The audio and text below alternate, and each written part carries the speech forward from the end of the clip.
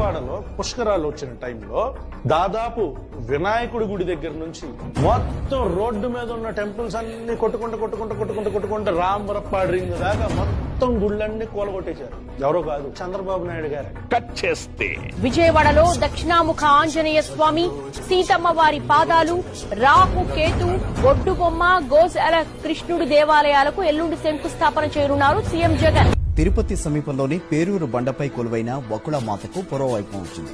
పునరుద్ధరించిన ఆలయాన్ని CM YS Jaganmohan Reddy ప్రారంభించారు. నేను ఒక రిక్వెస్ట్ సుబ్బారెడ్డి అన్నకి, అదేవిధంగా జగన్మోహన్ రెడ్డి అన్నకు ఒక రిక్వెస్ట్ చేస్తే, అన్న మీరు తిరుమల తిరుపతి అంటే ప్రపంచంలోనే ప్రఖ్యాతిగాంచిన దేవాలయం. ఆ దేవాలయానికి ఈ రోజు ఆంధ్రప్రదేశ్ ప్రజల ఆశీస్సులతో, దేవుడి ఆశీస్సులతో మీరు అక్కడ ముఖ్యమంత్రిగా ఉన్నారు, సుబ్బారెడ్డి అన్న చైర్మన్ గా ఉన్నారు.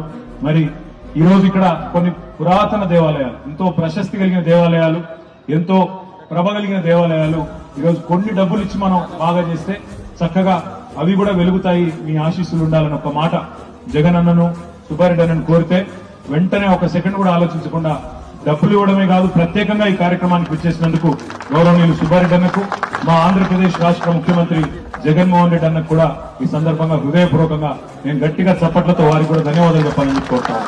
అమరావతిలో ఆలయాన్ని కట్టినా అది వైఎస్ఆర్సీపీనే, వైజాగ్ లో ఆలయాన్ని కట్టినా అది వైఎస్ఆర్సీపీనే, భువనేశ్వర్ లో ఆలయం కట్టినా అది వైఎస్ఆర్సీపీనే, హైదరాబాద్ లో జూబ్లీ హిల్స్ లో ఆలయాన్ని కట్టినా అది వైఎస్ఆర్సీపీనే, చెన్నైలో కూడా ఆలయాలు కట్టినా అది వైఎస్ఆర్సీపీనే, అమెరికాలో కూడా ఆలయ నిర్మాణానికి మా హయాంలోనే టీటీడీ సహకరించింది.